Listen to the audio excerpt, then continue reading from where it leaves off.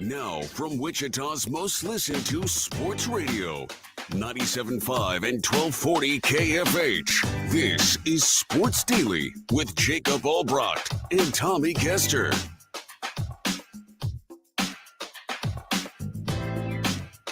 All right, welcome in, everybody. It is Sports Daily. Jacob Albracht here alongside Paul Savage in for Tommy on a Wednesday. We've got Jad Chambers driving this thing for us. Glad to be here with you on the program today. Looking forward to a good show. There's a lot to talk about today. The Royals, not good last night. Not good. And they blow it in the ninth inning. We'll get into that. Rashee Rice finds himself in a little more trouble, it would appear. Certainly we'll get into that. We've got just in the last few minutes, some news, I think, on this tournament, NIL tournament in Vegas we told you about a while ago. It apparently is getting finalized. So we'll get into that as well. All kinds of good stuff for you today. We'll bounce all around. Giselle not happy with the Tom Brady roast I'm reading, which isn't surprising if you watched the Tom Brady roast. So we got a lot to get to. 869-1240 is that IHOP hotline, which is always available for you there on the air, which, by the way, it's brought to you by IHOP. You can visit IHOP and try the new If movie-inspired menu flavors like Blue's Dazzleberry pancakes. So we appreciate IHOP's support on bringing us the hotline. It's available for you. You can also find our video stream, which you can leave comments on. It's available to you on Facebook, on YouTube, and on X. You can get out there and comment with us that way if you're not in your car, if you can't call it. So, look, we're glad to be here today. It should be a good show, Paul. How are you this morning? I'm good. What's up, big boy? I'll tell you what, there's a lot on our plate today, and there's some fun stories. I always like these fun stories. Don't get me wrong. I enjoy breaking down an NBA semifinal game. That's always fun. But there's a lot of little side stories. And by the way, this NIL deal, man, see, this is a trend. This is not a one-off type situation. I'm telling you, Jacob, we're getting to that point where, these kids are not going to go to play in a tournament without, their fair share of the TV contract and the gate and the concessions. And one of these days we'll be talking about revenue sharing on these things. Man, this is a freight train headed towards sports, isn't it? Yeah. We'll get into it. It's okay, a really good. interesting. It's a really interesting day, but we'll get that as we make our way through. So we'd like your comments there. We're going to give away a little HTO for you, a couple of free iced teas. That will come later in the show. So keep that IHOP hotline handy for your chance to win there. Quick reminder that these mornings at KFH, we are fueled up with some Prairie Fire coffee. Paul's got his. Right here. He is ready to roll. We appreciate their support as well, and we appreciate your support. Thanks for joining in the show today. Paul, we got to start with Rashee Rice. God. Well, why not? This is really disappointing. Boy. It's hard. I think that we need some more information here, but basically what's been reported now, and I believe it was WFAA TV in Dallas and now others, Rice is under investigation for allegedly hitting a photographer at a Dallas club early Monday. So probably late Sunday night, right? Right. Hitting a photographer, does that mean a paparazzi that was trying to get pictures of him, at a club? I don't know. It's not illegal to go to a club. It is illegal to hit a photographer, as much as, paparazzi might annoy all of us. You can't do that. And I think bigger than that, it's like, what are you doing, Rice? Putting yourself in this situation. You're already going to catch a suspension. There's some people that think it could be as many as 8 games just from the wreck and the speeding and all of that stuff. Now you tack this on there. If this is a true situation, he's already facing a $1 million lawsuit. He's about to face another if this is true. Just bad decision after bad decision for a guy who, coming into this offseason, I don't believe had like a very normal, clean, like nothing there. And then it's just been unraveling on him. And for the Chiefs, now, if you thought it was going to be less than 8 games, I would imagine if this is true, it's going to get to at least 8 or more. I mean, good thing they took a wide receiver in the first round, Paul. Right. Well, I want to give you a couple of things. First of all, a couple of things which will include what my mother would say about this, and also about what an effect money might have on this. But let's start with my mom. My mom would say to Rashid Rice, and she would say, Rashid, just who the heck do you think you are? Are you something special? You really think you're something special? You play a little football, that will go away. And she would bring that up. She would say, that will eventually go away. You'll get older. You'll get slower. You'll get binged up a little bit.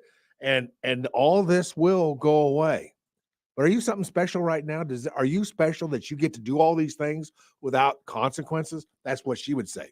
What I would say is that it's amazing to me that a person with everything to gain in the world of football, in the world of finances, in the world of basically setting oneself up for life, my friend, would do these things and put himself in a position that would allow him to get into this kind of trouble. I gave him a pass on the first one. I didn't even really want to do that, but this time it's out the gate. Right now, as far as I'm concerned, the Chiefs are operating with one less wide receiver. The Chiefs don't need this.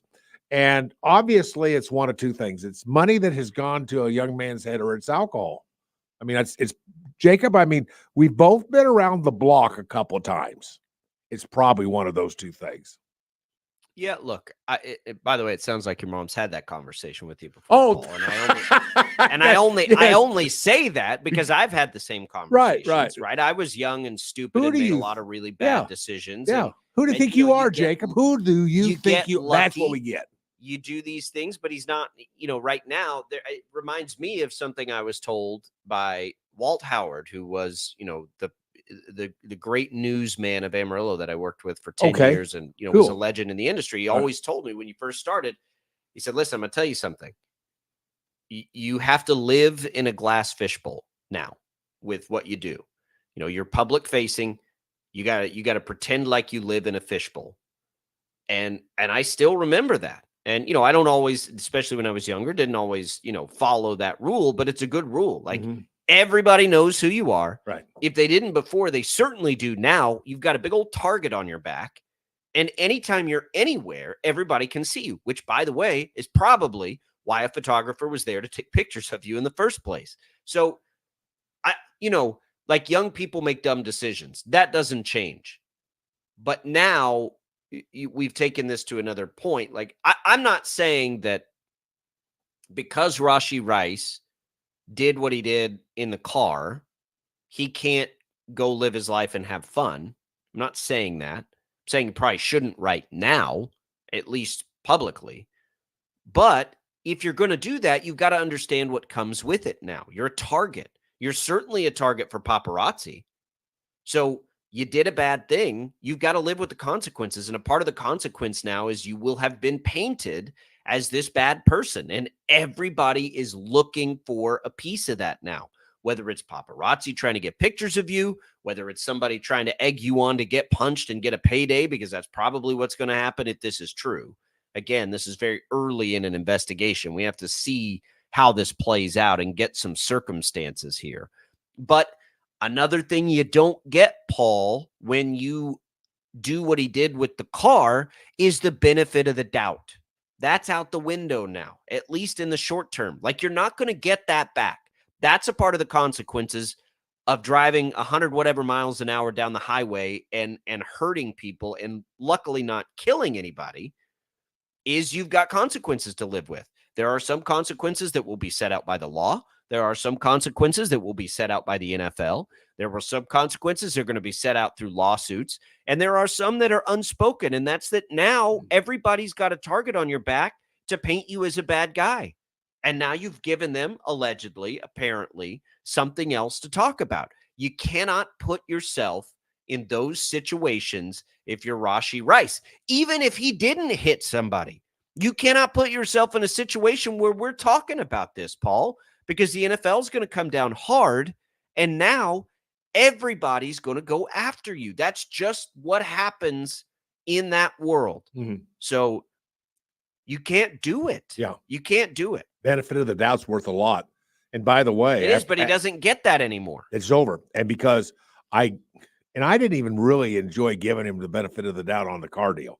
That there's something about that that's going to come out that maybe we don't Well, even he know admitted yet. to it. I mean, there's no. Well, but anyway, that was a bad. But this was over the top. This is exactly what my mom would talk about. Why would you put yourself at a place in a situation involving maybe what's going on at a certain place or the alcohol being? Why would you put yourself in that position? Because it's not only is it a moral dilemma for this young man, it's also a financial dilemma. Because think about the average. He's going to get sued for more than what he's got right now. Besides the lawsuits and besides being sued by whoever he clumped over the head in this bar, there's the thing of you're the local Chevrolet dealership there in Kansas City. You want him as the face of your dealership? Are you going to hire him? Or are you going to ask him to go do some TV commercials and you'll get paid a fee and we'd love to have you on board as our? No, that stuff's gone. They're in a single place in within the Kansas City metro that would have him as one of their speakers, as one of their people who would say, you know something, we want Rashee Rice. I mean, we want him as the face of our organization. That's done. That's over. And I'm not saying that he can't get that back. I'm saying he can't get it back for a while, is what I'm saying.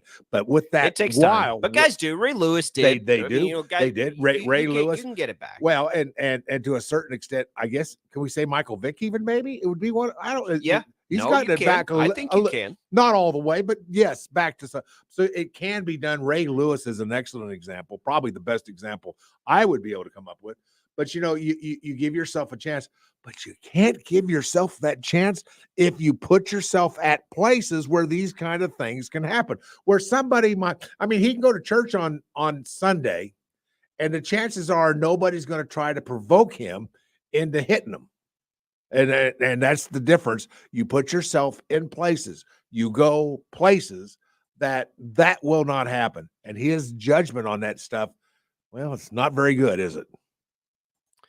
No, and he's going to get sued now. Yeah, of course he's going to get sued. He's going to but he's going to get sued for more than what he's got. Remember, he's just a rookie. He's going to be on a rookie deal for a long time. Mm-hmm. Like there is that component that exists here too. Like you're going to run out of money before you sign your big contract.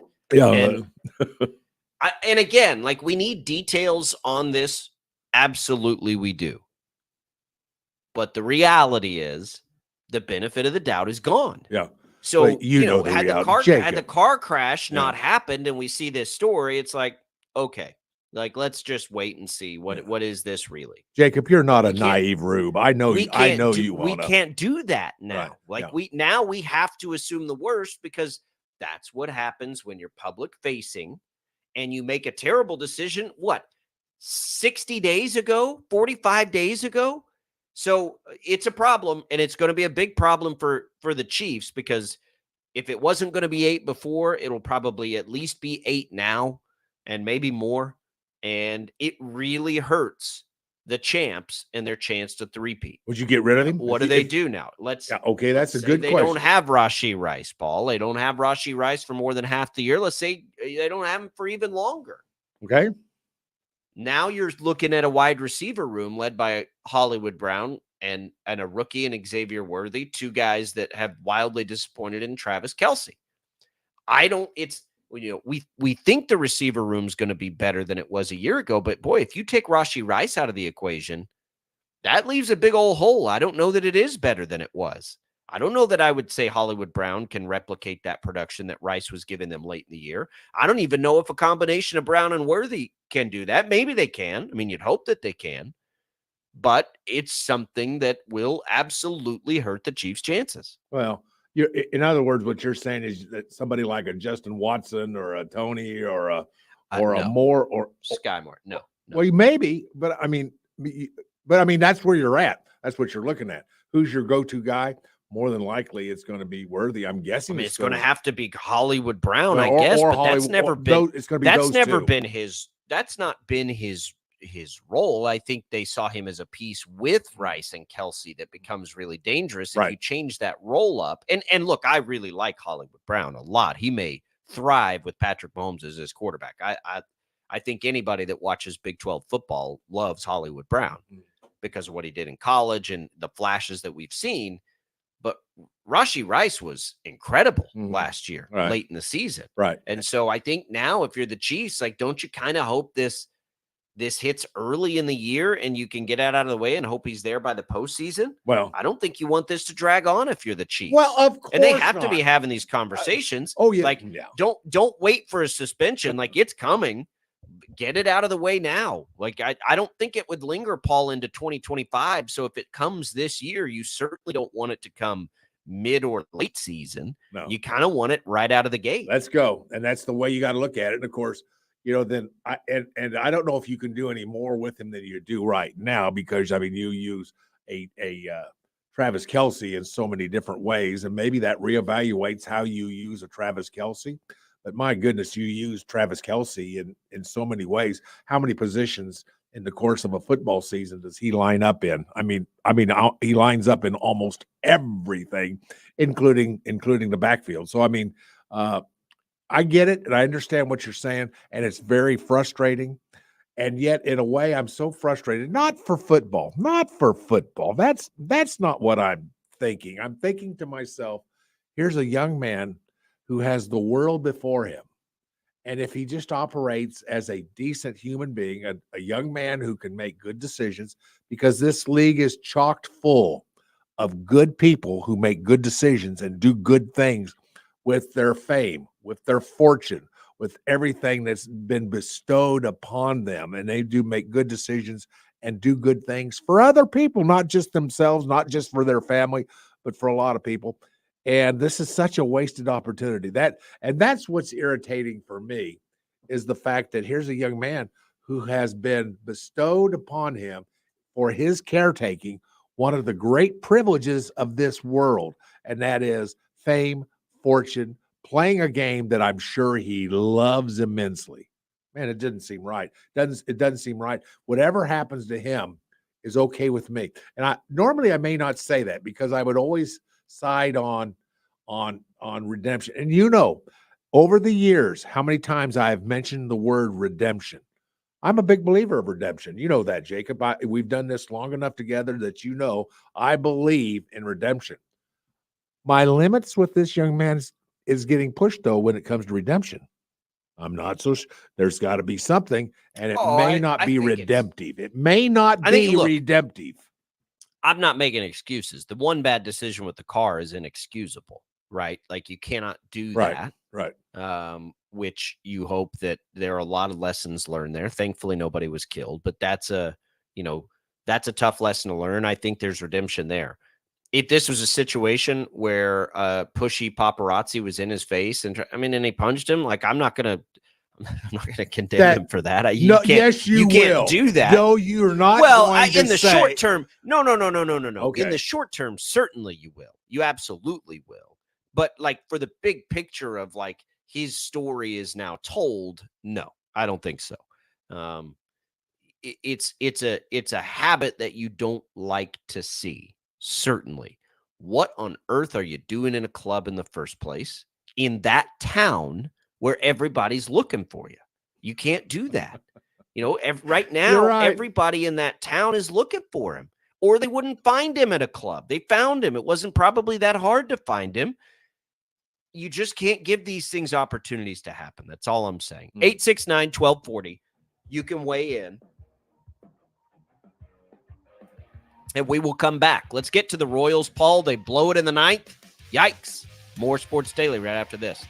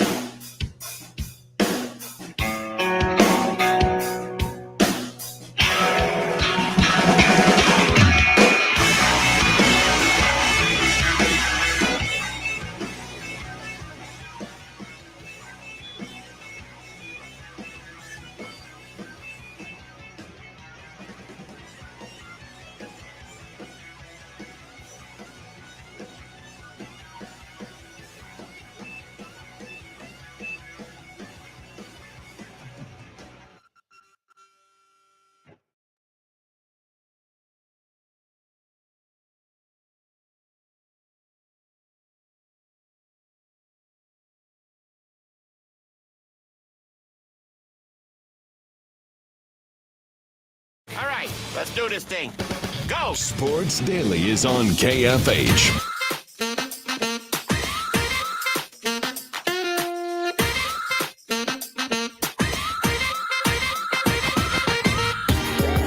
On your way to work, you want to keep listening to Sports Daily even after you park the car. With the Odyssey app and Odyssey.com, you can. Just download the app, visit Odyssey.com, search for KFH, download the Odyssey app today to get started.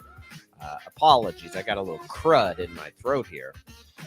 So if you hear a brief pause or I hack it out on air, I sincerely apologize. My wife is going out of town for a girls' trip, Paul, and so I'm in charge, and somehow I'm getting lectured on, like guilt tripped about getting a little sick. And I'm like, what is happening right now? She's like, well, you said you're not sick. And I said, well, I'm just trying to not make you worry and go have fun. Like it'll be okay. Like I just got some credit, whatever. It's a very funny conversation this morning. I'm like, how does this happen? I'm the one that wakes up not feeling well. And I'm catching grief for, catching grief for not feeling well, catching strays, if you will. You know who else caught strays, Paul, recently? Who's that? In a big way? Who's that? Giselle. Giselle caught some strays. Yes, she did. At the roast. And apparently she's not happy about it, which isn't surprising. You read about that. You watched the roast, I assume. Oh, are you kidding me? Like the day it came out. I couldn't wait. So good.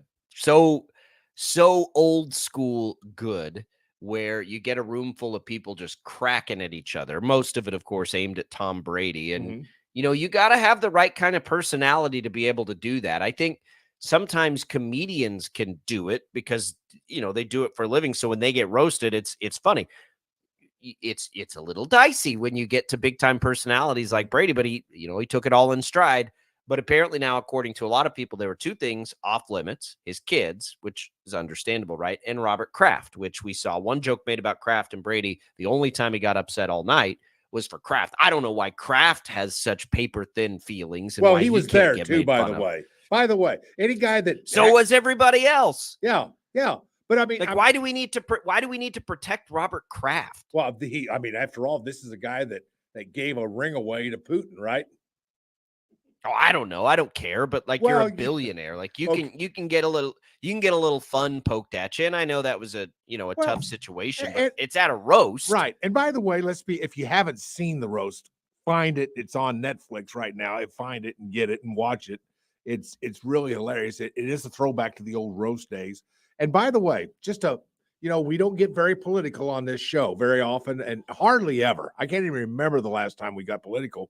But one of my thoughts as I was watching this was, the days of being woke are over.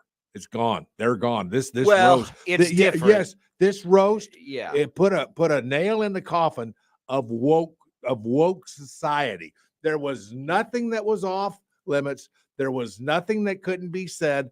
And in a country with a First Amendment, if I could just say this, that was a good thing. I enjoyed it. Well, but it's nice to see, Paul, on the other side of that, though, because I agree, like that was old school, but it was old school and new school because you had a lot of different kinds of people up there taking in and participating in the fun that you may not have seen in the past. Well, that is true. Helps. That's true. That's true. I mean, it's a good way of looking at it. It was all hands on deck, and everybody can get made fun of, and everybody gets to also make fun. That's what I loved it. I grew up of a generation of some of the most harsh comedians, and it's, comedy is this thing. So it was good to see that old school, because the other thing about it that I've always appreciated about that is most of us can relate to that, right? But that's how we talk to our buddies. Like we give each other a hard time. We do these kinds of things. So we'll see if the old school, I've said it for a little while that the ebbs and flows of this, like comedy's coming back. Like old school, no holds bars comedy is on its way back. And I think this may be like the crown jewel of the last few years. Mm-hmm. I agree with you on that. But it was good to see all kinds of different people up there participating in it. And Giselle caught a lot of strays, and she's not happy about it. Well, and I guess I was, some of them, I'm like, oh God, like that's gotta be a really uncomfortable conversation at the next kid pickup, right? Like, oh, hey, Giselle, just, just here to see the kids.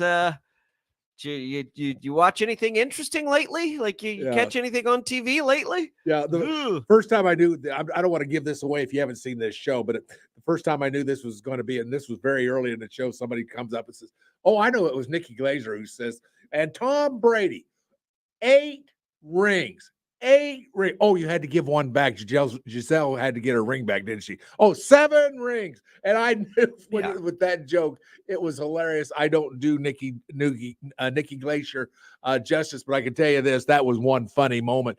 And then I said, "Oh, this is going to be old school." I could tell. And it didn't take long for that to happen.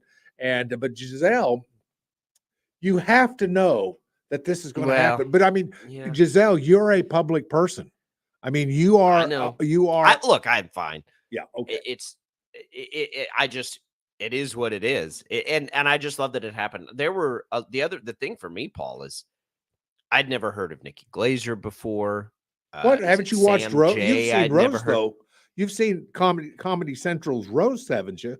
Over the years, the old ones, the old ones. Well, she was common. She was very common. It was not uncommon for her to be on some of those old roasts. I loved it. There were about 5 different comedians I'd never heard of that I was like, I got to go catch some of their stuff because this is up my lane. Like, I like this kind of comedy. It's funny. Yeah. And so that was the other thing too, but it very well done. And it of course opens Pandora's box because we're going to see this now a lot. We're going to see a lot of people. You got to have the right kind of personality. And look, Brady, we wondered in the beginning, like, what is he getting paid to do this? Like, why would you want to do this? There has to be a pretty good payday involved. There will be more of these, right? And I don't know how many personalities are going to be able to participate in this. Now, he is, because of the modeling and the high profile marriage, like it's going to be a minute before probably we see somebody with as many interesting things to go after as he has. I don't think we're going to roast Peyton Manning to the same degree. Kind of a different lifestyle, but it'll be good. And I think we'll see more of these for sure because this one's been wildly popular. Yeah. By the way, Peyton Manning, the most fun-loving, one of the guys who pokes fun at himself. He's got one of the great sense of humors, and he's a natural comedic type actor or television personality. SNL, yep. He is a natural actor. But does he fit the X-rated personality? I don't know. Maybe he does. I'm not sure. Maybe he very well could. No, probably not. No, there would be other athletes because it's just like there's got to be a little bit of controversy involved in somebody for it to be interesting. I mean, could you roast, for instance, back in the day when he was alive, could you roast Mr. Rogers? Well, no. Well, of course not. Everyone would feel bad. Everyone would feel bad for doing it. I would probably be crying at the pain that was being inflicted on such a wonderful human being. But I get your point. Let's just brainstorm who would be the best basically butt of a roast right now. Right now, hands down, this is easy. It's easy.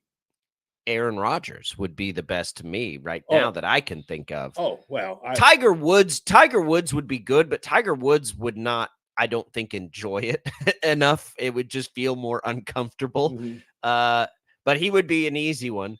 But I think Aaron Rodgers, man, you could really have fun with an Aaron Rodgers roast. Well, if you wanted to, that's right. I think Aaron Rodgers would probably be that guy.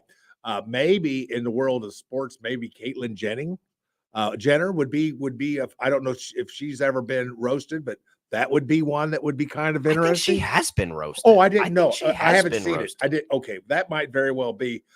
In overall world participation of all genres of life, I think the best roast that you could have, and of course he won't do it, would be Joe Biden. I think that'd be hilarious. And the reason I say that is because I don't know if you ever saw it or not.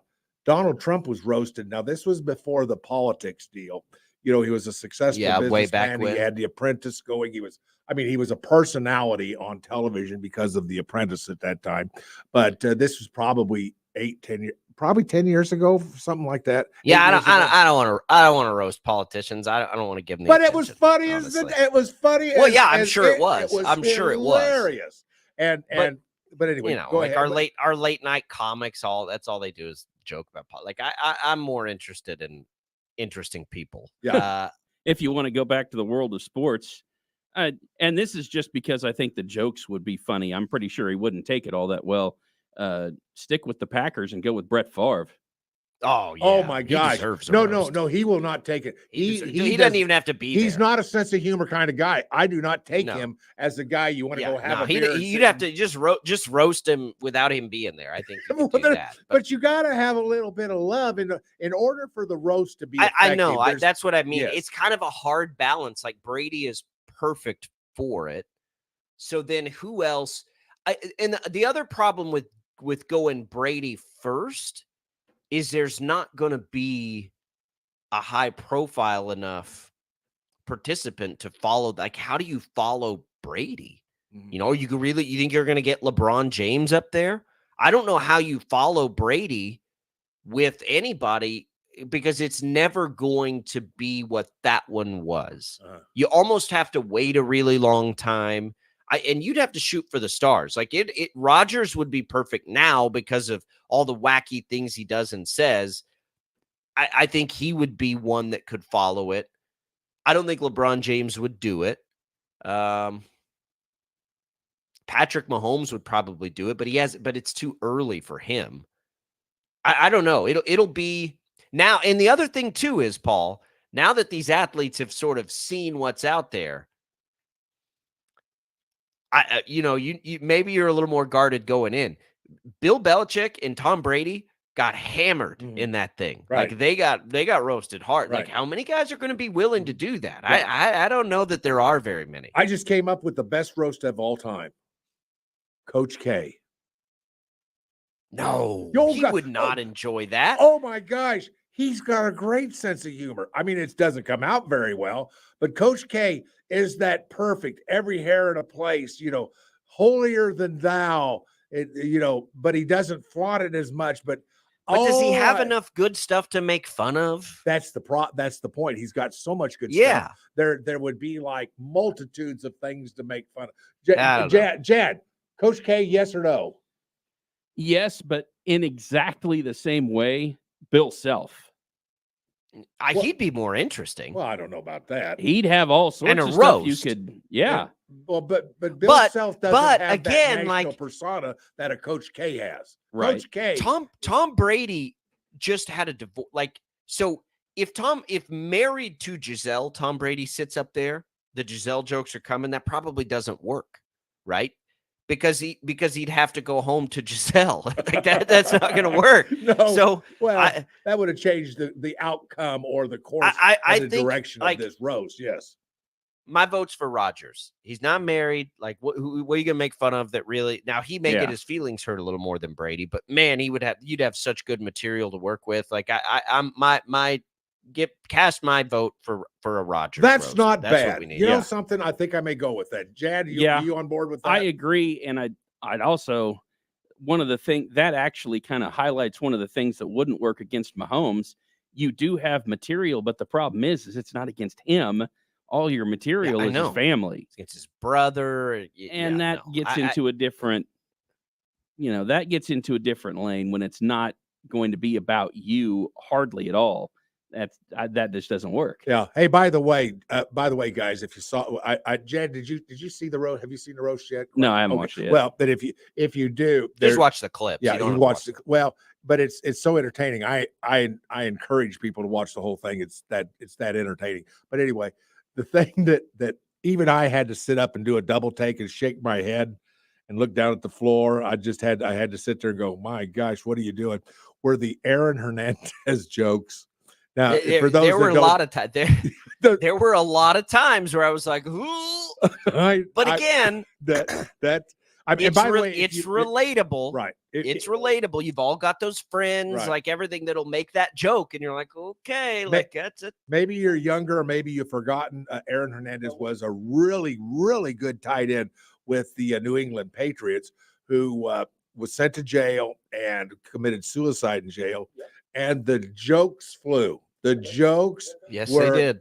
They were not only did they fly off that program, but they were some of the most cruel jokes. There were a lot of Oh my Patriots jokes. gosh. Yeah, some of them probably crossed the line, but you got to cross the line to know it in comedy. That's what it is. All right, that's what you do. Let's take a break. There is all kinds of stuff right now. So we've got news of this NIL basketball tournament coming out. We'll get to that. There's also been a lot of sort of reporting on what this revenue sharing model look like. So there's some numbers there that Yahoo Sports has been reporting.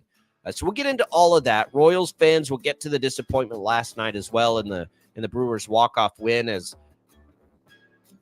the opposition called their shot in the bottom of the ninth to hit that home run. We'll get into that as well. It's all coming for you. Sports Daily, Albracht and Savage. Don't go away.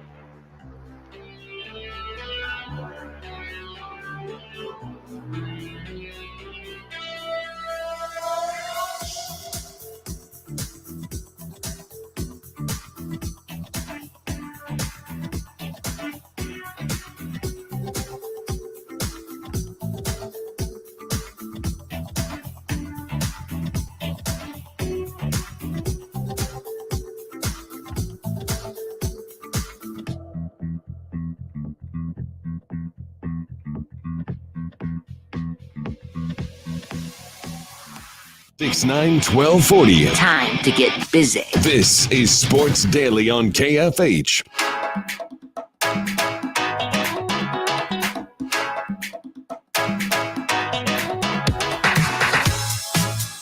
All right, welcome back in, everybody.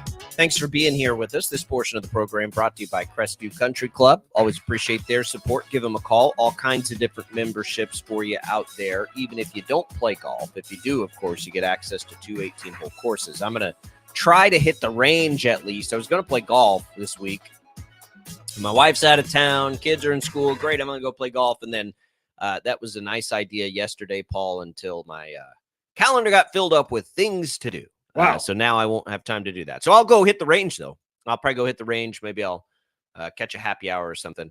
But plenty to do at Crestview. Give them a call. Learn about all the different memberships. We appreciate their support here on Sports Daily.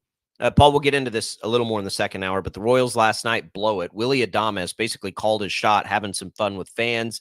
James MacArthur blows it in the bottom of the ninth, a 3-run home run to lead. I mean, that's a bad blown save. So he gets 2 outs. He gives up a double, gives up a walk, then gives up a home run. That's 2 bad outings in a row for MacArthur.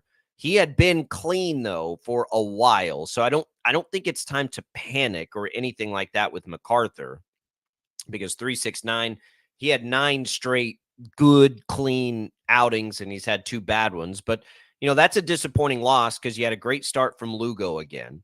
As he went 6 2/3, I say great, good start from Lugo. 6 2/3, only allowed 3 runs. But you'd like to have that one now. Can they make it back up today in some day baseball? But that's a tough way to go. It is, and I actually tuned into this game, midway through the 8th, somewhere in that area, because it was late. I just got home, and so I was watching some of this game. And I thought to myself, well, this is what we're looking for. I mean, this is how you get that spread out.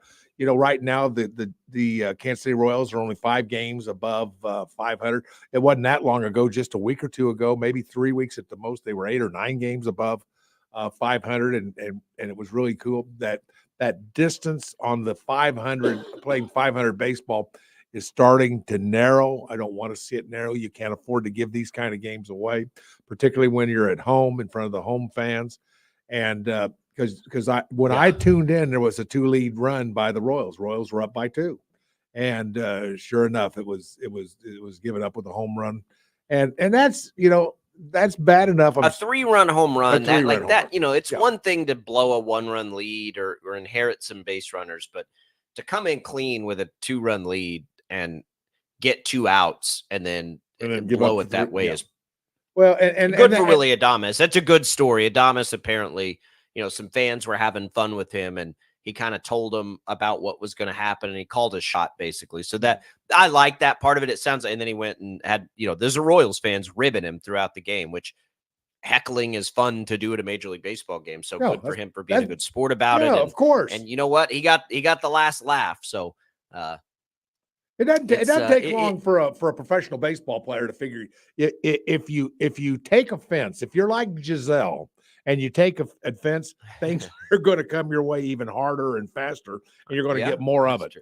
That's the nature. Even you learned that lesson probably in the second grade. By the second grade, if you made a big deal out of something that was a problem. You a heckler, Paul? Are you a heckler? No, not really, but I've been heckled. Shoot, I've been heckled on this show. Are you kidding? I'm heckled on this show. You get heckled most of the time you're here. Mistreated. But the point is no, I am not particularly a heckler. That's not my gig. I like to heckle at a baseball game. Well, that's not what. There's a lot of downtime. There's a lot of downtime. Like I like to get a little. I probably wouldn't do it anymore now that I've aged out of it. But there was a time where we'd go down every opening day series for the Rangers. I think we made it 8 or 9 years in a row. And man, we heckled. We heckled. Yeah. In my younger days when some players had a blast with it and it was fun. And some players did not like it at all. And it was like, okay, well, yeah. And then of course you go harder at those guys. So good for Willie Adames for having fun. Yeah. And I guess he came back after the game, signed balls and took pictures with those guys that were messing with him. So that was good. Yeah. I mean, my heckling days were also done back in minor league baseball right here in Wichita. That's where most of my baseball heckling days were done. The problem with me heckling at a Royals game is that in most of my life, I've never been close enough that I can heckle effectively. I'm so far Well, back. But Paul, you got a big voice. You can heckle from the outfield. Well, That's certainly what we did. I could, and by the way, I remember this was back when I was probably in college. A bunch of us were heckling one of the outfielders for somebody that I don't even remember who the major league team was. But anyway, at the end of the game, we heckled him so much he brought back out 2 or 3 baseballs and tossed each one of us a baseball. Yeah. That's what it's all about. That's what Adamas did last night. And then he called a shot and got the last laugh anyway. That's So the what it's Royals all fall in just a brutal way to lose the game and lose the bet, by the way. I was ready to cash. I didn't even know. I was watching the Thunder Mavs game. Oh my gosh. And I didn't even, because I thought I was money in the bank yesterday on my bet. And then the Royals blow it in the ninth. Oh, one swing away from that win. Oh, well, that's why they call it betting. You got to get right back on the horse today. I haven't even looked today yet, but I will. Back on the horse. All right. We'll get into that. There's a lot of college football, college sports news with some of this NIL stuff and revenue sharing. We'll get into that. The IHOP hotline's open for you at 869-1240. More Sports Daily in hour number 2 coming right up.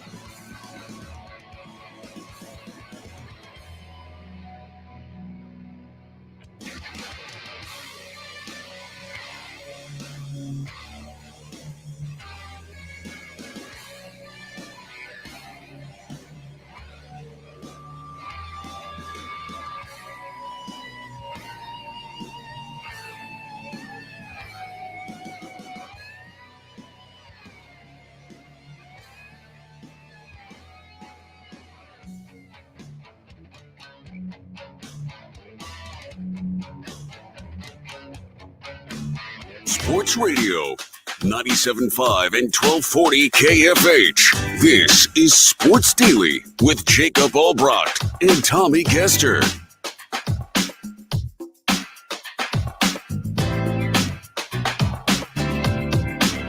All right, welcome back in, everybody. Hour number 2 on the show. Glad to have you with us today. Jacob Albracht, Paul Savage in for Tommy on this Wednesday.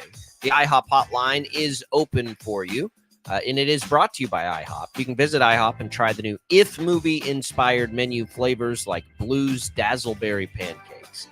On that hotline, you'll have a chance to win a prize from HTO later in this hour, 2 free iced tea cards. So stay tuned for your chance to win that. We can get back into the Royals a little bit. Paul, first thing I want to talk about, and we are expecting Kevin Saul, Wichita State's athletic director, in just a little bit.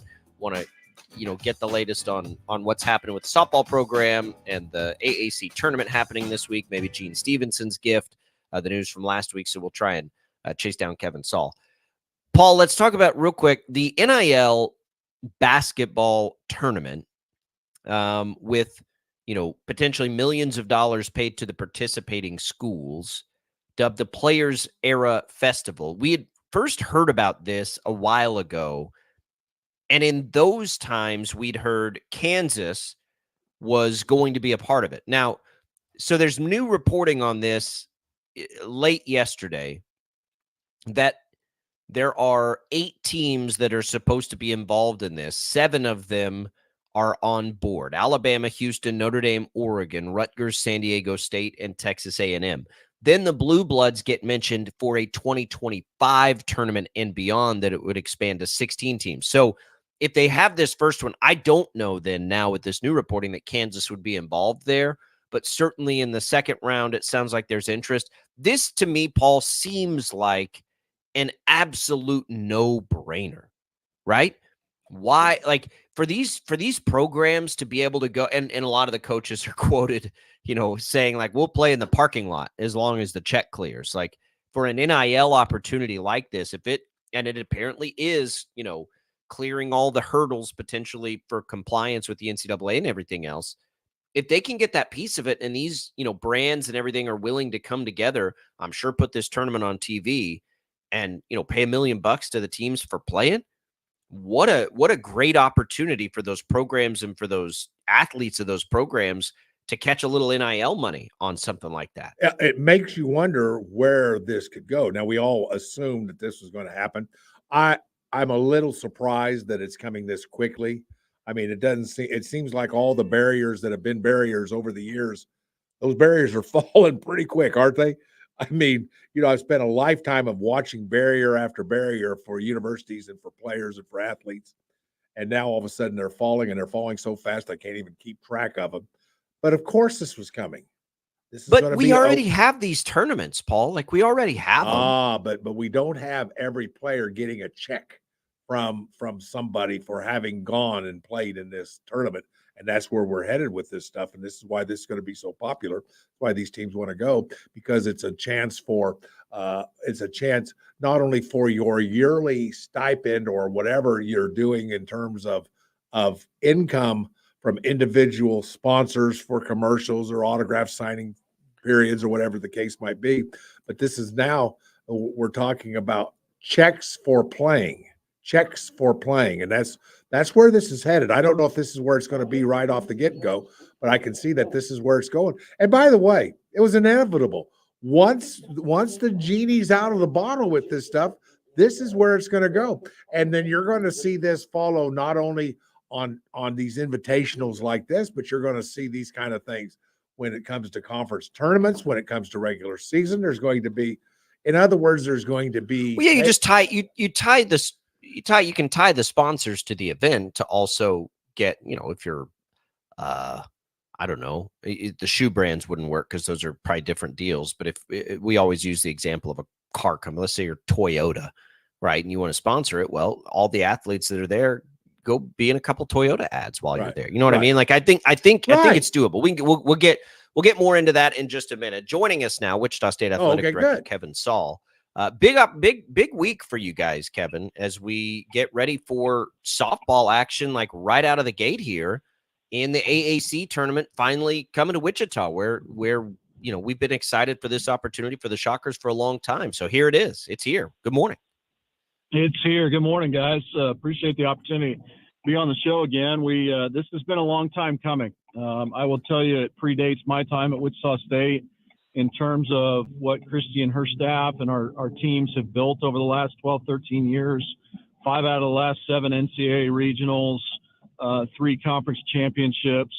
It's really been building and growing for many years. And so when I got here, we talked about facility enhancements to Wilkins Stadium, and these really predated the capital plans that we have for it.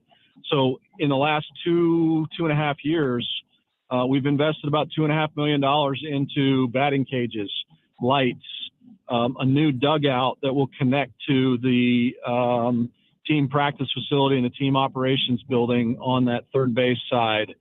And then new turf, artificial turf last summer. All those things were done to give us an opportunity to obviously invest in our program, provide for their needs, but it also gave us an opportunity to bid for and show our interest in American Athletic Conference softball postseason championship tournament. And so as we walked through that, obviously we had communication with our league, made our interest very, very clear from the outset when I got here. And it's been a little bit of a process. It routed through the coaches, the SWAs, and the ADs, and we were awarded it. It starts tonight. Today, actually, we've got 4 games today. The Shockers play at 7. We've got 2 games tomorrow, 2 games Friday, and 1 game Saturday. So it's an awesome opportunity for us and our program to compete for championships at home, which is a distinct competitive advantage. And we're really excited about it. It's just another piece of momentum for our softball program, another being the professional softball league coming in this summer. We're hosting all 19 games of that professional softball league this summer, and most of them are on linear television. So they'll be on the ESPNUs, the ESPN2s. You're going to see that big Shocker in center field on national television for 48 to 50 hours of television coverage this summer. So a lot of good things happening for us, and we're excited about the tournament tonight. Well, and what's wild about that to me, I think that these opportunities are real for the success of the program too, because when I think about Oklahoma and the juggernaut that they've become, I do think that a part of the reason anyway for their success is that their facilities are so front facing. Like we see them all the time when we connect things to big time softball. So I do think this translates on the field when you can do things like this.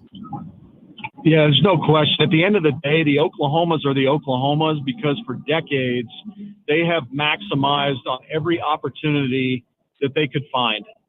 And that's the end of the day, whether it's recruiting players, developing retention, developing staff, compensating staff, building annual operating budgets, hosting events, being aggressive with championships. That's how you build programs, is you maximize everything that you can possibly maximize within your allocated resources, and you try to grow those resources. So that's what we're doing. We're really, really excited about it, and it should be a great week of weather as well for it. Kevin, Paul Savage here, by the way. Thanks for joining the show. We sure appreciate it.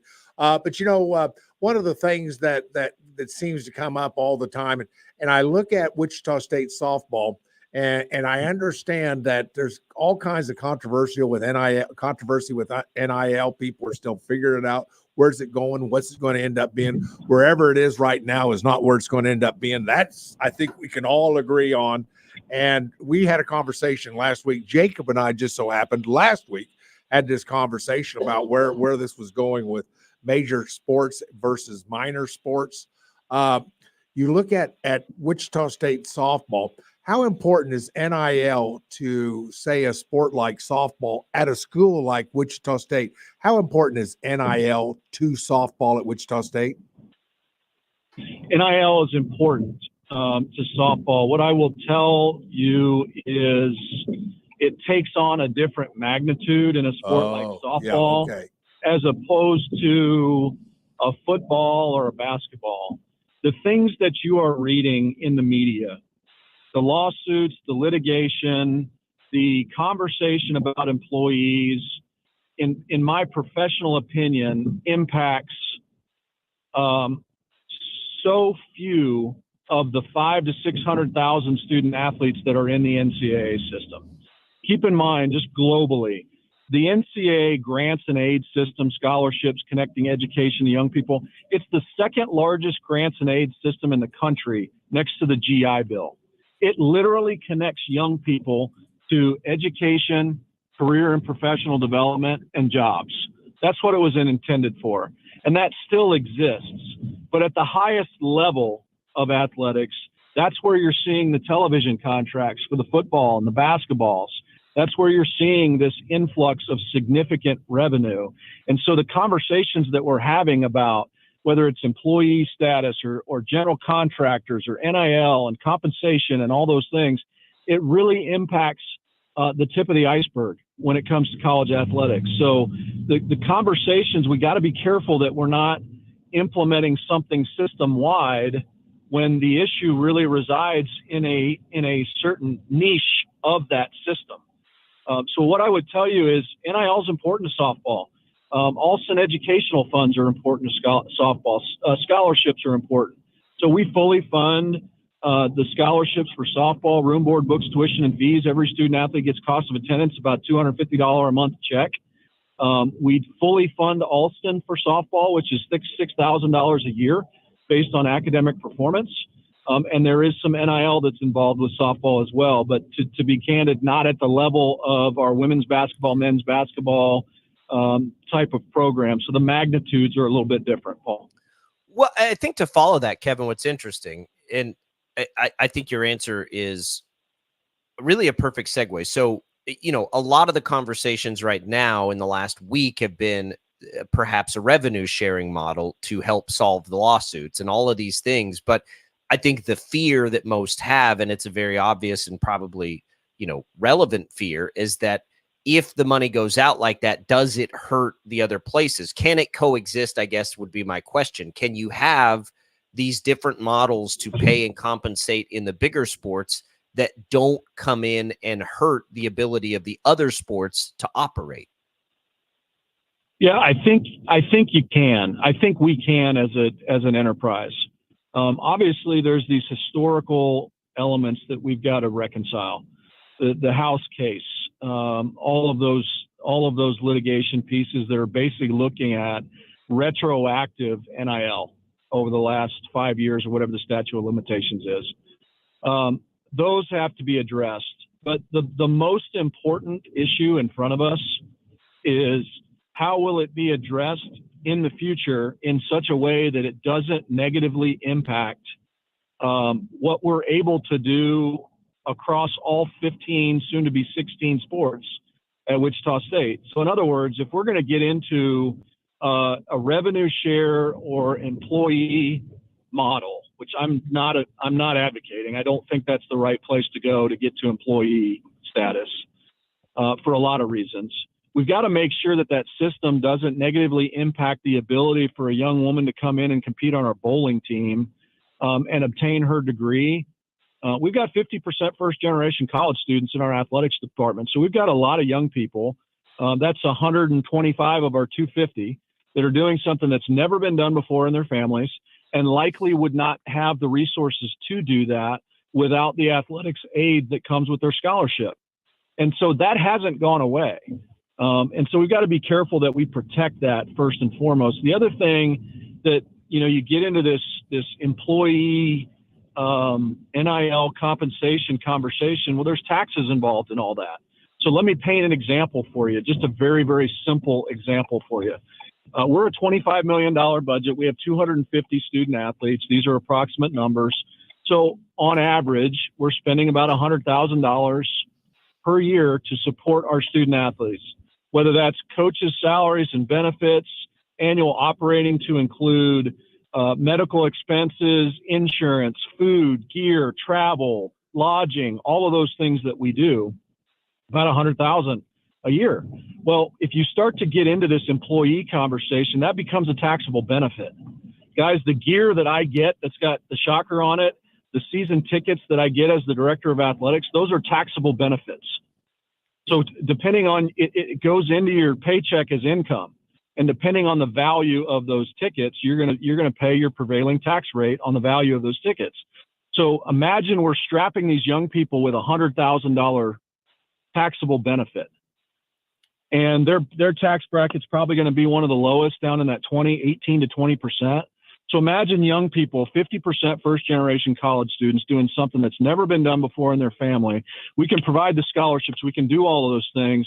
But at the end of the year, come April 15th, they're going to have a $20,000 tax bill. Well, that will kill opportunities in our industry. And so we've got to make sure, they might be able to scrape together in payments through NIL or other means, the ability to pay off that $18,000 to $20,000. But at the end of the day, what are you accomplishing then? You're right back to where you were, which is providing education for young people. So we got to be really careful with where this conversation goes. Wow. Do you think, real quick, Kevin, then, because that's a great point on employee, and one that we've pondered about here, is then potentially the revenue sharing idea, not employees, but just a share of the revenue somehow. And I don't know how you do both, but I think you can. Is that then become a better option in your opinion? Potentially. I know it's very early in that conversation and it may not only pertain to anything but football, but it does seem like it could potentially avoid employment status and solve the court cases that currently exist. Well, the court cases are going to get solved before you get into, Jacob, they're going to get solved before you get into the long-term solution. So I think there'll be two distinct lines of effort on separate timelines. But that being said, whether it's a revenue share, at the end of the day, all the different models and pathways that you're talking about, the mechanics are everything, right? Yeah. Where does the money come from? What does it route through? And how is it provided to the student athletes? Okay. If it's in a trust, as you've probably read President Baker talk about setting aside dollars in a trust for when student athletes graduate, that may not be an employment taxable event type of income. There's going to have to be some federal involvement, whether it's from the IRS or from Congress, about designating student athletes as something. Are they employees? Are they general contractors? Are they a different category that may be created later? At the end of the day, it's about the mechanics. How do you pay them? And what is the taxable liability on that? So I think that's where the crux of the issue lies, and where we're going to have to spend our time as an industry is figuring that piece out. And again, it won't be only the NCAA and its member institutions figuring that out. It'll have to be some involvement from our government. There's have to be some involvement from agencies to help us define the pathway to make that happen. Well, Coach, Kevin, would you mind if I switch gears? I'd like to, before we let you go, visit with you just a little about the baseball program and the success they're having. I think, where is the baseball program at with regards to your expectations, because you're basically a 500 baseball club. But I'll tell you what, I'm going to give you 2 games that I think were instrumental in where this team is now, where they are with their growth, where they are with their projections. And that is the win against Iowa early in the year and the win in early April against the University of Kansas. Those are Big 10. That's a Big 12. Those are wins over really good conference teams. Where are you with regards to where you think your baseball program should be? That's a great question, and I would throw, if we want to spend a couple of seconds on the micro, I'd throw the Nebraska win in there. Yes, that's very good. Correct. Paul, that was a good Correct. win. Yes, it was at our place. Yes, and I would throw in the this last weekend. UTSA was, I think, Best weekend in our of the league year, going yeah. into the weekend, and they had not been beaten at home in a 3-game series. They had not lost a series at home to an American Athletic Conference team. And so we go in there and had a really difficult Friday. We had a couple of critical fielding errors that really determined the outcome of that game.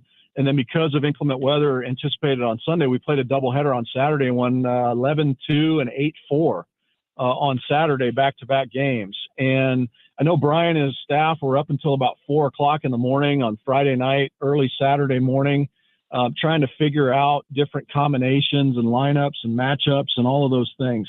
That's the micro of it. At the end of the day, we are a 500 club right now. And I think we won 30 games last year. What you'll see this year is, if you compare strength of schedule, it's much, much different this year. It's much stronger this year than it was last year. I like where we're headed. We had a really tough April. And guys, I will accept some responsibility with respect to our schedule. And I think what I want to be careful about is these conversations can quickly go into, well, we're making excuses. Well, we're not making excuses, but there's some reality of the deal here. When you play double midweeks against Power 5 opponents and they play a single game in that midweek, that is a distinct competitive disadvantage for us. So if we play Kansas at home and then the next night we go up, or we go down and play Oklahoma at their place Tuesday, Wednesday, and those 2 teams only have one midweek, well, they approach their pitching staffs differently. The availability of players is different. I think we all understand that piece. We've got to be smarter in that area, and I will accept responsibility on signing those contracts that put us in that position. If you're going to play a double midweek, then play a Nebraska double midweek when you know you're going to play them twice and they're dealing with the same circumstances that you are.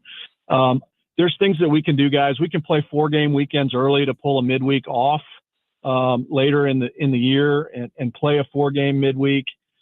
We've got plenty of strength of schedule available geographically. There's a much smarter and more strategic way to put that schedule together, and we will do that. It doesn't mean we're going to soften it, but it does mean that we're going to put our program in a position to be successful, like our Power 5 peers are doing. They're playing single midweeks, and they figure out other games earlier in the year. So we've got some fine-tuning to do there. At the end of the day, Paul, we had 3 players in the portal when we hired Brian. I thought they did a remarkable job filling out a roster. The energy, the culture has been really, really good.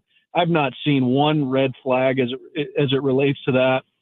We've got an anonymous reporting platform that our student athletes can submit information to us 24/7, 365. We're getting anonymous feedback from our baseball student athletes about how great their experience is with this staff. Their parents are coming up to us and thanking us profusely for making a difficult decision. And I don't want to spend a whole lot of time in the past, but I can tell you that the focus has been 100% on the young men in our program and their development and developing the relationships with those young men so that we can build some continuity and sustainability in a roster and do a good job of building a team back to a regional, which is the expectation here. So there's a lot of work to do, and it won't happen overnight, but we'll continue to get better each day.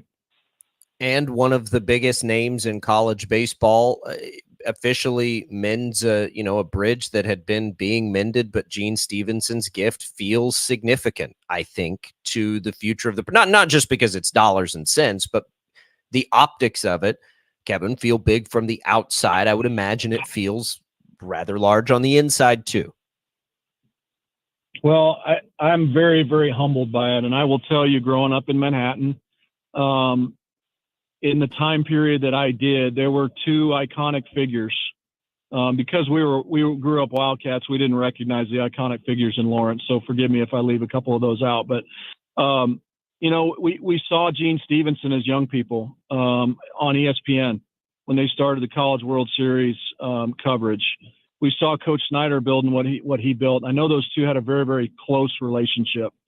And so when we were blessed with the opportunity here at Wichita State, I could not wait to meet Gene and Jana. And I was a little apprehensive about the history and what had occurred here.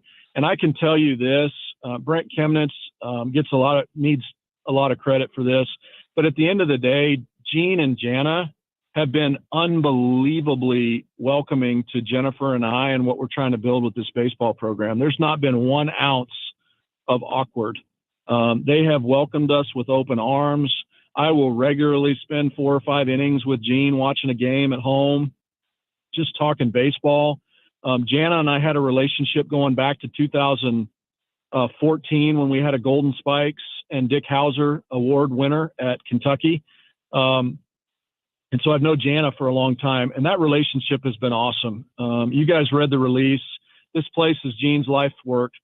And I'm very humbled by an individual that fought and scratched and clawed literally for a field, for baseballs, for uniforms, and built a program that has produced one of the top 20 facilities in the country. The competitive success, the All-Americans that have come through this place, just an unbelievable job. And then to turn around and have an individual that went through all of those battles and navigated a really difficult journey. And he wants to give significant funds back to the program. I'm convinced the guy would still coach if he could. He loves this program. He attends practices. He attends games. Right. He loves this program. And I think this recent gift in the form of a $600,000 plan gift restricted to baseball and a $20,000 annual recurring NIL gift is a measure of that. It's one piece of that. But their love for this program is in the emotions, guys. And we could talk about this for a long time, but right. I sat with Gene and Jana for a couple hours 2 weeks ago, and Gene talked about the journey. And he really got emotional when he talked about walking through that back hallway and seeing all the All-Americans and the young men that they recruited from small towns that did some unbelievable work professionally, whether it was in baseball or not. And that's where his true heart is with the players, and just loves them to death. So it's been an awesome experience getting to know those guys. One quick question. I asked this question on behalf of every player, every coach that ever has coached with Gene, everybody that knows Gene. How did you get a guy like Gene Stevenson to pony up $600,000 and he's never bought a meal for himself? Well, Brent Chemnitz was actually, jokingly, of course, he was actually a little disappointed because he didn't have that narrative, that line of narrative anymore, that Gene wouldn't buy any lunch. There you go. That's exactly right. So and by the way, we love Gene. That narrative for sure. We love Gene, and that. But that I was just wondering that. But I'll tell you what a generous gift. And I know that people always thought, well, maybe he had something against Wichita State after all the things that went down. I'm telling you right now, this proves the fact that Gene Stevenson is a shocker, will be a shocker forever, and he'll live in the legacy of Shocker athletics forever at this point. Paul, here's the important piece. He embraced us coming in. It wasn't the other way around. He embraced us. He wanted to get to know Brian. Brian's done a remarkable job caretaking that relationship. Right. It has been so natural. It's been really good. And so I would maybe close this part of the conversation and say, look, it is a challenge gift, the $20,000 NIL, and it's a matching challenge gift. So the hope and goal is that we can get other folks to donate 20 to it, to match that 20 and get Brian and their staff $40,000 to be able to compete in the NIL space. So want to get that out there. Would encourage folks to join the seed sowers on wheatshotcollective.com. And contribute today so that we can match those funds from Gene and Jana. Beautiful. All right, Kevin. Well, we appreciate it. I know softball's going wild right now. Easiest place for it, weather's great. They can get tickets there at the stadium. Easiest way, or is that the best way? Yeah, that's absolutely the best way to do is walk up and get tickets. You can call the ticket office today ahead of time, particularly for our game tonight at 7, because I would anticipate we'll have a pretty good crowd tonight. Yep. Sounds good. Good weather. Kevin, we appreciated all the insight. We'll do it again in a couple weeks. Have fun out there at the tournament. Sounds great. Thanks so much, guys. Appreciate being on the show, and go Shockers. There goes Kevin Salt. A lot of really, really good stuff there, not just with Gene and on that, but, on some of the things changing across college sports. We can get into that as we continue to look ahead at some of the latest reporting on all of that. We'll do it. We owe Jad a break. On the way out, let's give away some HTO. 2 free iced tea cards, more than 25 flavors. You can get a couple at either the Wichita East or West location or in Derby. Good luck on the IHOP hotline. First caller gets a win there. We'll be back. More Sports Daily right after this.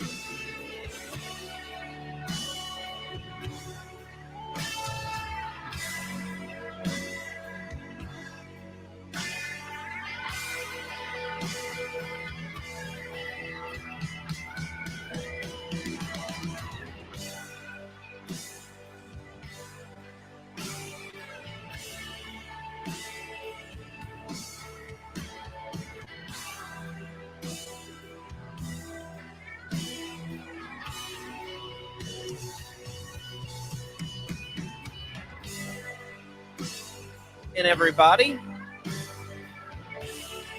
Sports Daily, Jake Albracht, Paul Savage. We got Tommy Castor in out of his big fancy meetings. Got to get taking care of business. TCB, isn't that what Kramer called it? Yeah. Hey, we gotta keep the lights on. Yeah, that's right. Beautiful press shirt, sport coat, nice slacks, polished shoes. The guy is a stud. I'm telling you that right now.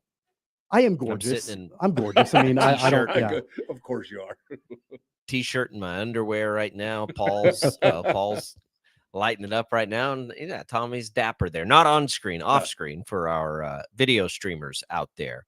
A lot of good stuff there with Kevin Saul. It was good timing as we were kind of getting into the college landscape, and he brings up good points with all of this. So the reporting now is been largely focused on a revenue sharing model.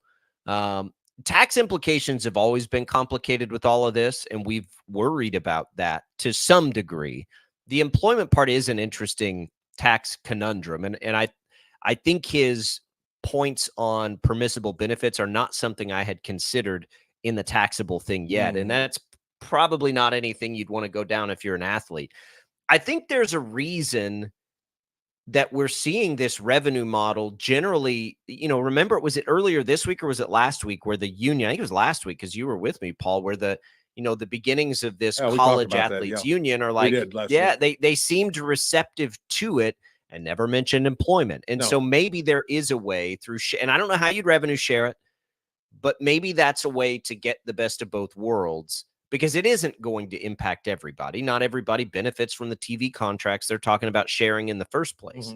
Well, and Tommy, I think it makes some sense. Right. And Tommy, I was going to say, I remember the first time I read an article about unionizing athletes in the NCAA. The very first time I read, there was one sentence in there glossed over that if unionization happened with the NCAA and with college athletes, there would be tax consequences. One lousy sentence. That was all there. And I remember that sentence because obviously I'm not fond of paying taxes, just like you or Jacob or Jan or anybody. But I remember it being one sentence. And since then, it's not really been of consequences, but it sure sounds like it's starting to take root right now. There are consequences for being an employee, and they're going to be taxes. And your uncle and my uncle is going to want his money. And I'm not talking about Uncle Harold, who lives in Connecticut. I'm talking about Uncle Sam, who lives in Washington, D.C. He's going to want his money. Yeah, I think that one of the biggest things that you have to keep in mind with all of this is that in the whole argument over the last, 40, 50 years about amateurism in college athletics is that the main argument, or one of the main arguments that proponents of keeping college sports amateur that they make is that, well, these are kids, that don't have the financial wherewithal to be able to do this responsibly. Okay. So now we're shifting to a model where whether it's revenue sharing, independent contractors, NIL, employees with benefits, wherever this lands, we've shifted into a world where these quote unquote kids that need to be quote unquote protected, now you got to consider them adults. You got to consider them responsible they're 18. enough. They are adults. I know, but they're adults. But for this argument, where for so long it's been, well, they're kids that need protected and that so they don't get taken advantage of and blah blah blah blah blah. Well, now you have to throw that out the window, which is probably a good thing because it's been exploiting them a little bit and kind of lying about their status and all of that. But at the same time, if we end up moving into this world, I don't know about you, Jacob, but for me, like, I'm not gonna feel sorry for any player that makes a bunch of money and blows it all. Like, hey, look, you're now in a world where there's individual responsibility, and I guarantee you, not every one of them is going to be individually responsible, and that's just a consequence for the world that we're getting into. And I think true. But I think I've been unfair a little bit too, because I do agree with that. Just give me the money and I'll figure out how to use it. Right. But I do think there are components through employment of the benefits that athletes already receive, right? That they're going to be taxed on things that they're not being taxed on now, and they would receive the same thing.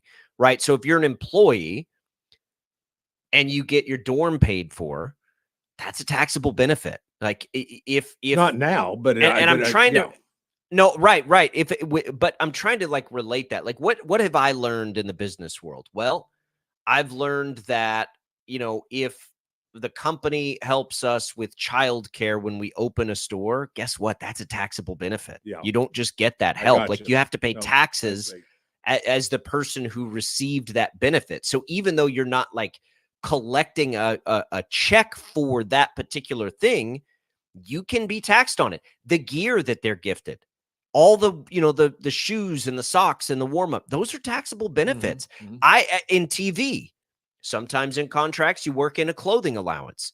You pay taxes on the money that you're given to buy those clothes, even though you're not just given that money. So I do think it's more complicated than just saying write a check. And I do understand that. I know there's a really good point by Kevin, because there are a lot of things with that. What I would like to figure out is what is the best way to just pay the appropriate taxes on basically on cash, right? Like what, and probably private contractor is the way to do that. You're written a check by XYZ. You're written a check for revenue sharing. You're written a check for this particular thing. You 1099 it. You pay your taxes on it. You move on with your life. I think that's going to be better, because that's easier for anyone to understand, right? Here's the money I've got coming in. Here's the money I got to give back in taxes. Well, the main thing is, I think you're going to see WSU and every college in America end up being one of the great withholders of taxes for student athletes, because let's face it, Jacob, not all students are going to be mature enough to say, oh, I just got a check for $500 from NIL. Well, let's see, my tax rate was 18%, so I better hold out $18. I'm going to be almost $500, $480, or whatever it works out to be. I'm going to go ahead and withhold that, put it in the bank, keep it separate so I know I need it. Tommy, not many kids are going to do that. And that's going to be, none of those kids are going to do it. That's going to be, I think, then the responsibility of whatever this governing body is, whatever this union body is, to make sure that these athletes have the education needed, but they're not going to be able to monitor it daily. Well, the university has to. But no, they won't. The highest. No, they won't. They've got Charlie to. Baker. Like, go ahead. Charlie Baker wants to put it in a trust, which is what he said, which makes some sense. I do think there is absolutely most of the athletes that are going to benefit from this in the biggest way. Don't you think there's benefit to them also gaining an education and how to manage all this? Because that's what they're going to do as a professional. 100%. Right? I'm just saying, like, and this might be cold and harsh of me to say this. If I'm a university president and it's being forced on me that now I have to designate these athletes as employees or independent contractors, pay them benefits, I have to pay payroll taxes on them, all of those things. Okay, you're on your own then as far as the education. Good luck to you. That's not going to work. You're not a kid, you're a legal adult. It's not going to work. It's not going to work. That might be cold and harsh, but why isn't my responsibility as the university then I get it. to put guardrails in place? But we want the best for I these agree. kids.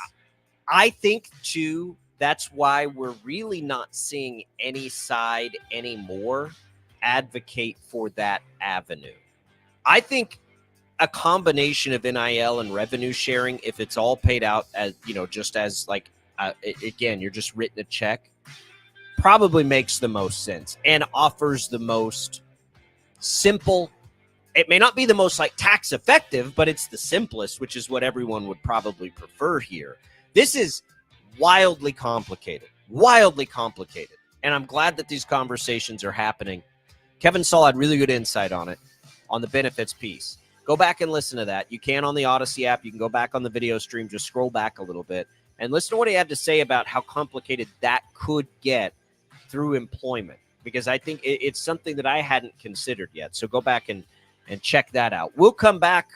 I want to get back into this NIL basketball tournament real quick before we get out of here today, and then we'll get you set up for some day baseball for the Royals. Don't go away. Sports Daily. Castor, Savage, Albracht, coming back.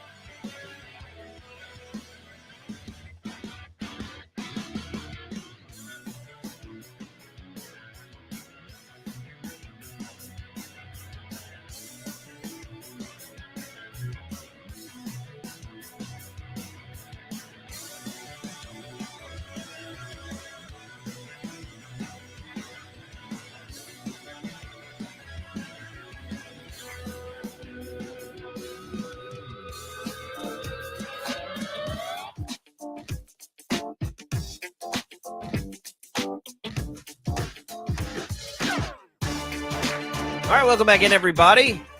About 10 minutes to go here on Sports Daily. Appreciate everybody joining in on the program. So we started this conversation at the top of the hour. We'll finish it. So this NIL basketball tournament may not include Kansas then in year one, but probably in year two.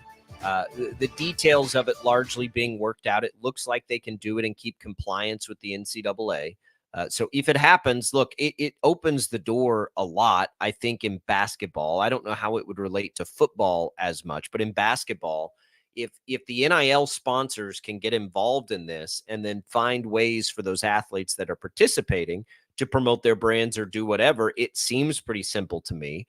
The funding for it comes from a group that maybe has some of the ties to the Saudi investor. I don't know all that part of it yet. I think that's still being worked out. But the bottom line is somebody wants to put on a big old basketball tournament in Vegas and pay the athletes to come play in it. Doesn't sound like a bad deal to me. What's the benefit to the universities? You know, if the players are the ones that are going to make the money and everything, what's the benefit of the universities to be a part of it? Well, part of it is bring in the players. It's a recruitment. Okay. It's image. It's a recruitment massive haul for these universities because you can say we're playing in this tournament. Oh goodness. I think it's pretty good. Now, financially, I'm not sure, but obviously there's a TV contract involved. Where there's a TV contract involved, there's going to be a percentage of something go to somebody. That's for sure. And when you look at the schools, you know, what's one of the common denominators on most of these schools, other than say Rutgers, I'm not sure their finances, but you know, the finances for these athletic departments for most of the schools in this tournament is pretty salty. It's pretty good. It's kind of up there. There you got they're already going and playing of everybody that's playing in this tournament, other than maybe a Rutgers. The finances are pretty darn good, aren't they? Oh, by the way, I saw a deal, and this was on Facebook. I don't know how true this is. Calipari, for instance, how big is this getting? Calipari was obviously, wooed to Arkansas, and he made the move in a smart move. Guys, do you know how much he was guaranteed? And now this is according to Facebook, so put whatever the value you put on it. How much do you think he was told he could have in NIL money just for his basketball team alone? Any guesses? I don't know. I have no 15 million. Okay.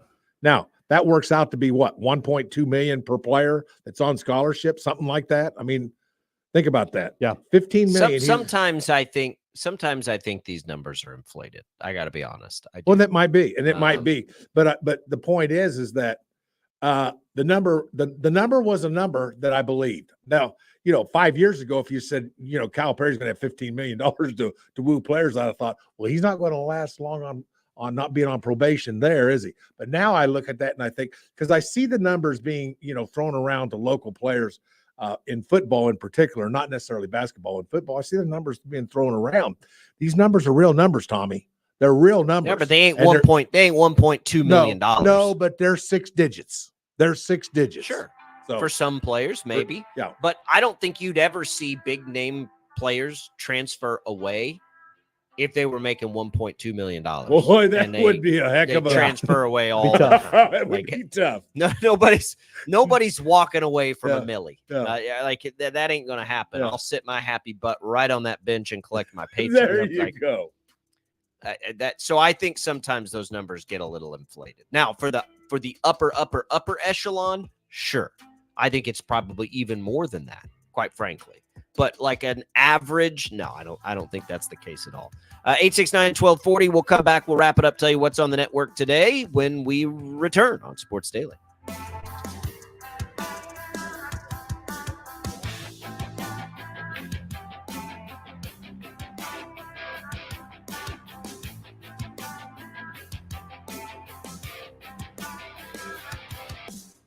Spring is in the air, and that means one thing. Dandelions are coming. Don't let those annoying yellow weeds invade your lawn again. This year, trust your lawn to Ryan Lawn & Tree. This is Larry Ryan. No other lawn care company delivers the results that Ryan Lawn & Tree delivers. More than just providing a beautiful dandelion-free lawn. Your trusted pros in clean red trucks make sure your entire landscape is healthy, strong, and ready to look great no matter what nature throws at it. And unlike the other guys, the pros at Ryan Lawn & Tree are employee owners, full-time professionals going above and beyond every day with 5-star customer service. Call us or click ryanlawn.com today. And as a new customer, you'll save 50% on your first lawn application. Enjoy a worry-free, effort-free, dandelion-free lawn this year with Ryan Lawn & Tree. Enjoy all your favorite sports like never before at BetMGM. Sign up using code BUZZER and receive up to $1,500 back in bonus bets if you don't win your first bet. That's code BUZZER. When you register with BetMGM, you'll get instant access to a variety of parlay selection features, live betting options, and the best daily promotions in the business. And with BetMGM at your fingertips, every play and every game matter more than ever. Remember to use code BUZZER. That's code BUZZER. and receive up to $1,500 back in bonus bets if you don't win your first bet. Place your money line, prop, and parlay bets with the king of sportsbooks today. BetMGM and GameSense remind you to play responsibly. See BetMGM.com for terms. 21 plus only. Kansas only. New customer offer. Subject to eligibility requirements. Rewards are non-withdrawable bonus bets that expire in 7 days. Please gamble responsibly. Gambling problem? Call 1-800-GAMBLE. In partnership with Kansas Crossing Casino and Hotel. Are you disabled and needing resources to help you live independently in your home? Independent Living Resource Center, located at 3033 West 2nd Street North, is your resource center for information and resources to help you keep your independence. We provide information on accessible housing, cooking classes, computer and budgeting classes, and peer support groups. For more information, call 942-6330 and let us help you stay independent, empowering people with disabilities. Clear and sunny this afternoon with winds from the north and a high of 79. Weather brought to you by Staples. Staples stores have great prices on all the products and services for your small business or remote workers and learners. Explore more at your local Staples store. Todd is a real Prevagen user, and this is his story. Hi, I'm Todd, and I live in Georgia. I'm a veteran of 23 years. I love to give back to the community, whether it's my fellow veterans, the guy on the street corner. I offer what I can when I can. I started noticing that my memory was slipping, and I wanted to take proactive measures to try to help that. I saw a Prevagen commercial, and I did some research on it, and I wanted to find out if this stuff really worked. I started taking Prevagen about 3 years ago. Since taking Prevagen, I feel clearer in my thoughts, my memory has improved, and generally just more on point. Prevagen is available in stores everywhere without a prescription. Based on a clinical study of subgroups of individuals who are cognitively normal or mildly impaired, this product is not intended to diagnose, treat, cure, or prevent any disease. Testimonialist is compensated for their time. The KFH Studios, powered by Devon James Injury Lawyers. Call 888-8888. That's 888-8888. College softball, the American Conference Tournament for the first time ever, is being held in Wichita. All the action at Wilkins Stadium for a 4-day event featuring all 10 teams in the conference, a single elimination tournament. 4 games on tap today. Final game of the day in prime time at 7 o'clock tonight. Number 4 seed Wichita State taking on number 9 seed UTSA. Wichita State head coach Christy Bredbender. It's kind of nice having it in the Midwest because I think there's a lot of Midwest kids in this league, and so hopefully it's something that we can put on a good show this weekend. I hope the fans come out. Like you said, the games are at a tough time on Thursday and Friday, but if you want to watch softball, the next 4.5 weeks are the best softball of the season, and it's live or die, and hopefully the Sharks can stay alive all week. The winner of the American Conference Tournament gets the automatic bid into the NCAA Tournament. The American Conference Softball Tournament right here in Wichita at Wilkins Stadium starting today. I'm Ted the Sports Head. Hello, Wichita. Start your day laughing with the Bob and Tom Show. Find us mornings right here on 97.5 and 1240 KFH. Wichita's most listened to sports radio. 97.5 and 1240 KFH.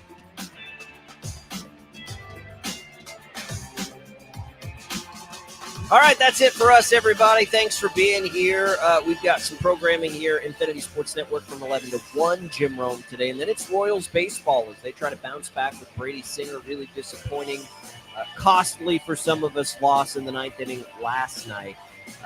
Need James MacArthur to get back in a groove here. That's a couple rough starts for him in a row. So we'll do that. Paul and Tommy will take it for you tomorrow. I'll be back with Rock and Rick Regan on Friday. So we're bouncing around a little bit the rest of the week. Thanks for being here, everybody. For Paul, Tommy, Jad, I'm Jacob. See you tomorrow.